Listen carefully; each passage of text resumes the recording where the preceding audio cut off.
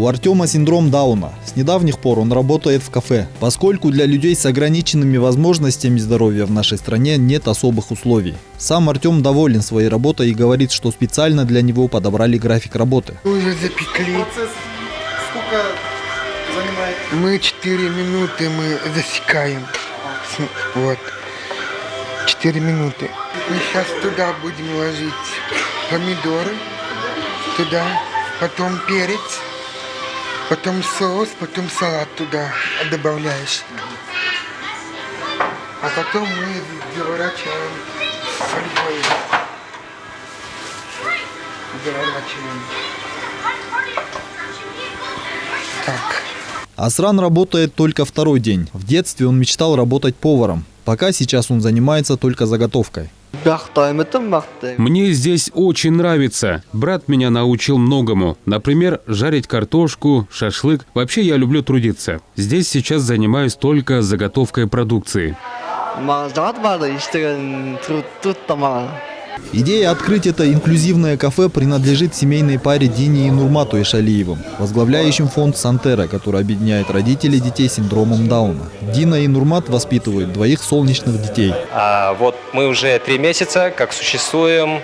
Сейчас у нас это инклюзивное кафе, то есть здесь работают люди типичные и люди с особыми нуждами. Где-то соотношение 60/40. 60% типичные сотрудники и 40% людей с особыми нуждами. У нас есть ребята с диагнозом ДЦП, вот инвалидная коляска здесь стоит, слабослышащие, ребята с синдромом Дауна. И честно, мы довольны, как они работают, все прекрасно. Они для нас не обуза. Они очень хорошие работники. После того, как начали узнавать об этом заведении, поддержать особенных ребят приходят много людей. Жительница города Нина, как узнала о таком необычном заведении, специально приехала с другого конца города. Мы вот по интернету с внуком узнали, что открылось кафе «Соломон». Ну вот, приехали первый раз. Нам очень понравилось. Понравилось, как нас встретили, как здесь готовят.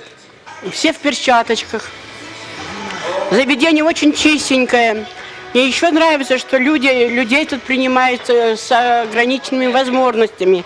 Что люди здесь работают хорошо. И очень мне понравилось. Еще будем приходить сюда почаще.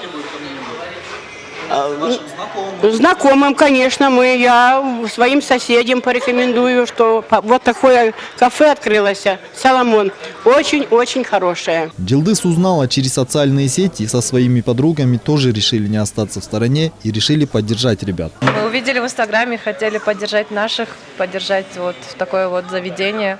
Пришли, попробовали, нам понравилось, очень вкусно. Здесь такая уютная, красивая атмосфера, так по-домашнему, как по-семейному. Детки играют, детки бегают, так весело, мне понравилось. Еда сама понравилась, да? Да, и вкусно, и сытно, и так быстро приготовили. Даже пока мы сидели к нам, столько раз подошли, столько всего спросили, это было очень приятно, действительно. В других заведениях я такого не замечала. Вот это именно как-то по душевному подходе спрашивают, вам понравилось, подождете, вам с сахаром или без? Ну, такие вот вопросы очень приятно было услышать. В инклюзивном кафе делают вкусные сэндвичи и в шутку говорят, что самый главный ингредиент – это надежда. Надежда на то, что однажды и в других заведениях люди с особенностями могут официально трудоустроиться. При этом стоит отметить, что люди с ограниченными возможностями здоровья преодолевают кучу препятствий, чтобы сделать элементарные вещи. Одеться, передвигаться, поесть, не то чтобы трудоустроиться. Но несмотря на такие ограничения, ребята ищут возможности для самореализации и хотят быть полезными обществу. Азамат Кенжешев, Гульчуро Казымкулов, Нью ТВ.